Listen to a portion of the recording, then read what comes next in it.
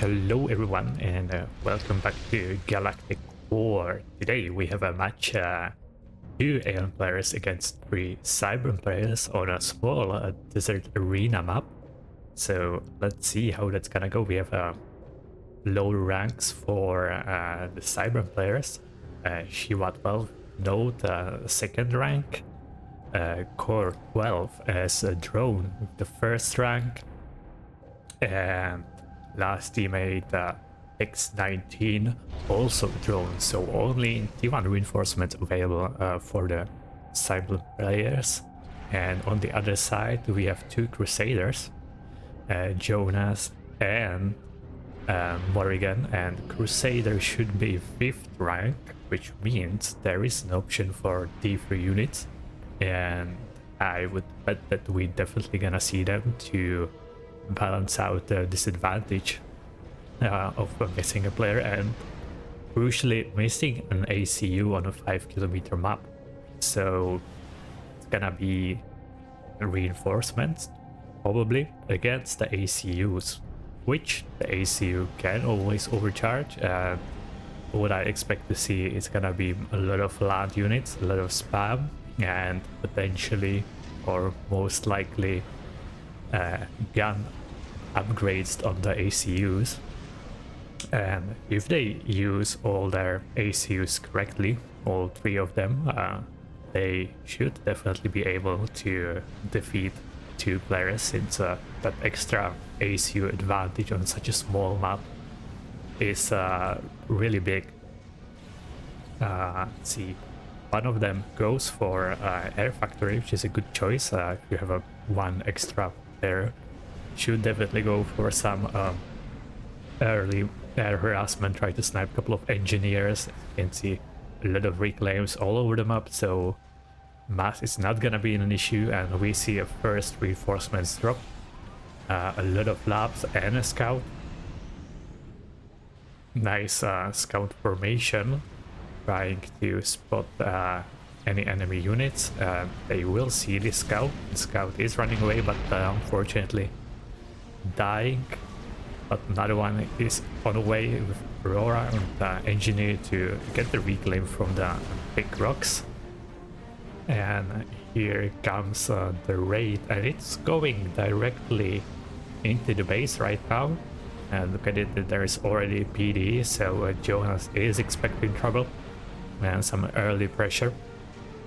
No reinforcements for the alien players, probably it's gonna drop higher tier units right away, and the PD will have no issues dealing with this raid. And also ACU is brought into the action to deal with that, so a lot of units and potentially not gonna be getting many kills, only a single engineer dying, and most of the raid is already gone. There is also 2 Auroras to deal with the rest of the unit, so not a successful raid. But so far Jonas is staying in his base, did not try to expand. On the other side, his teammate Morgan is expanding to the corner. The Cyber and ACU, 2 of them are advancing.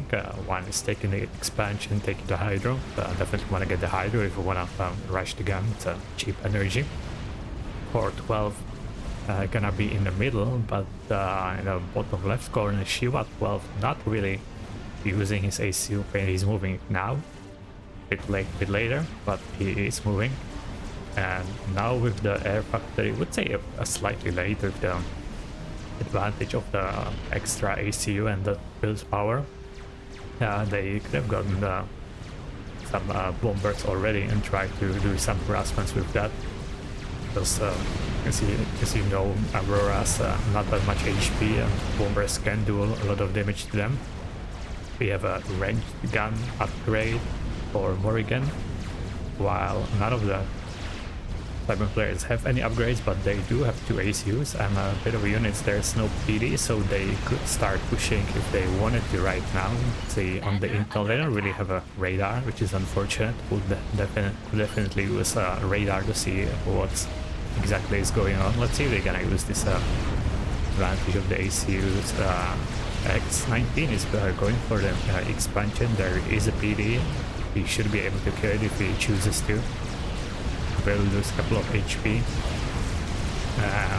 This push is slowing down. On the other side, we have a decent amount of units, and now a huge drop. And it looks like mostly scouts. That's a lot of scouts. Probably a little bit trolling. A little bit trolling going on from Jonas, since scouts don't have that much damage, but it's a lot of them, and definitely it's gonna be looking scary on the radar. So we have 160 scouts. Let's see. Yeah, that looks like a lot of units.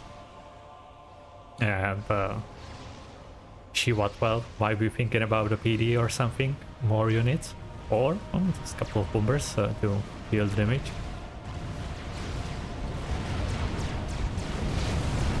Even though the scouts don't have the highest damage, there is a lot of them, and they do have a decent range. So maybe that is the plan. There's an attack move going on with the scouts. They take quite a few shots to kill the mantis. The velocity of the projectile isn't the best, so not hitting units that are turning, but they do have the range. See how they deal with this PD. Also a couple of Aurora shots. Yeah, that's way too many scouts. And we do have a T2 land. Interesting choice going for the T2 PD. So Shiva 12 not really trying to contest with the T1 and going straight for T2. We have a gun upgrade for X19 and also a double gun for Morrigan. So equal upgrades over there. A T2 shield, which was dropped as a reinforcement, and decent amount of units, and also Harbinger. So there is the T3 unit reinforcement. Needs to stay away from the ACUs, and the ACU can overcharge. That's X19 overcharges. Yeah, he has built some energy storages, so he can definitely overcharge. So the Harbinger needs to be careful not to get too close to the ACU. Now, these two PD, 33 kills, 35 kills, just eating food units, but it might be way too many even for the PD. And it is gonna go down.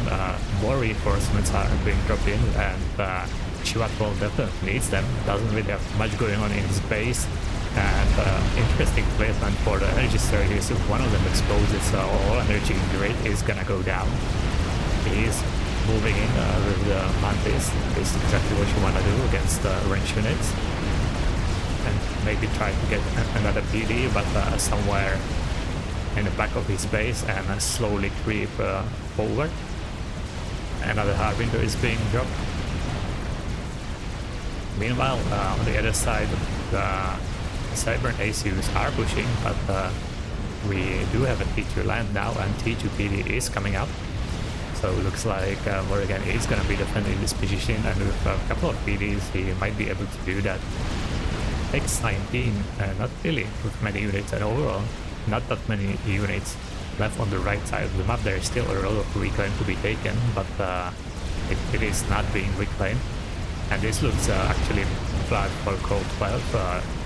He basically ran out of units, has just begun ACU, and there is a lot of units against him, so if Morrigan decides to push, he might be able to actually kill him. It's like this energy formation survived for now.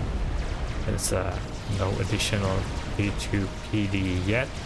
We can hear Rhino, so T2 tanks are on the field.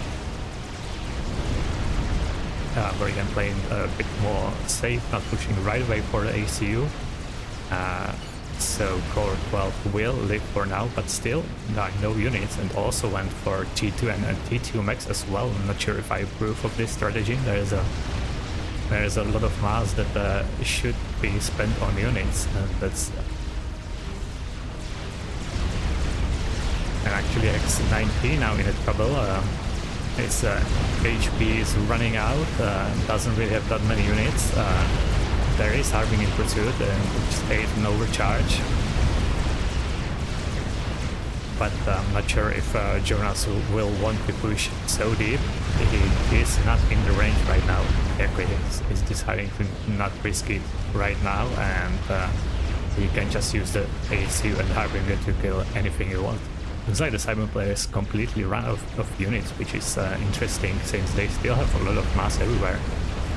There are T2 maxes being upgraded, but no real factories for production, so a bit of a misplay from the Cyber players that will probably cost them the game. Not sure if these reinforcements can save it, especially with the ACU shields and the Harbinger, which will just beat through those defenses. And for 12 is recalling right now. Shiva is not recalling yet. And X19 also recalling, but pretty low on HP, but he will get away, so one command is successfully recalled, the other one will not, so core 12 is gonna go down, dying to a spare number of units. The Harbingers and the Ace-2 unfortunately did not manage to produce enough units himself, and the last Cybran player recalling as well, so a victory for the team with the less players.